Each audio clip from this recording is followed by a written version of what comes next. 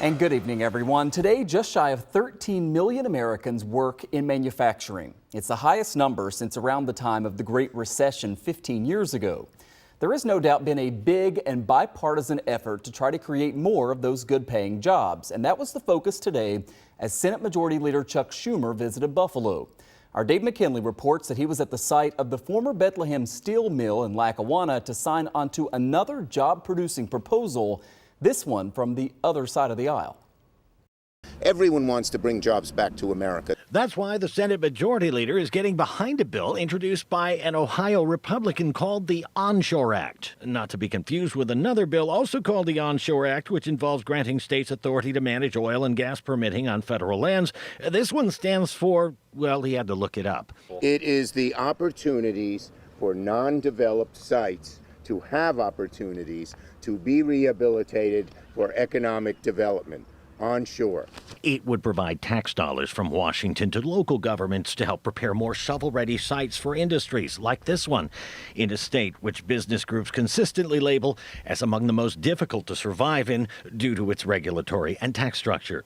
You know, when companies come and talk about our region, you have to have a site. That's one of the first questions they ask is, where can we go?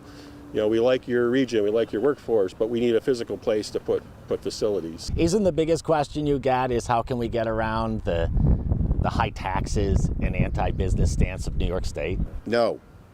I mean, Micron was eager to come here. Although it wasn't until federal, state, and local governments waived $9 billion in tax breaks and other incentives for Micron to propose a chip manufacturing plant outside of Syracuse.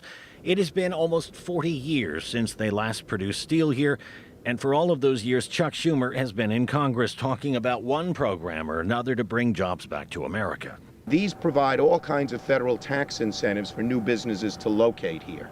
What's the key difference here with this than all the other ones we've heard? Two things. Number one, we said if you're going to make it here and even use the steel or any of the parts or anything, it's got to be made in America. Which in theory would create additional jobs in other sectors. Second, we realized that other countries, China in particular, but others, are busy giving companies money to go there. Which has pretty much been the playbook of New York and just about every other state for a generation or so. Schumer insists this is different.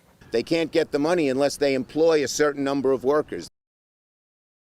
All right, and Dave joins us now. So this wasn't a major announcement about new jobs specifically for the old Bethlehem steel site, but in terms of that area, local leaders insist that it is really about to be able to attract some development there. When you think about it, what's that old real estate adage, Michael? Location, right? And they continue to tout this site and what it offers in their hopes to build on some earlier successors.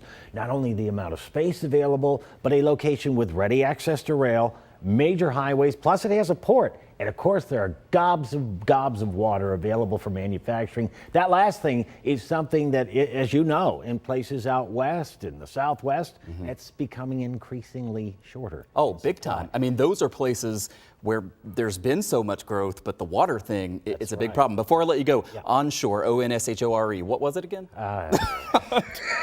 These acronyms, I've never seen anything like it. This was the topper of the topper. Yeah, this was a new one by me. Man, Dave McKinley reporting. Dave, thank you. Thanks, Phil.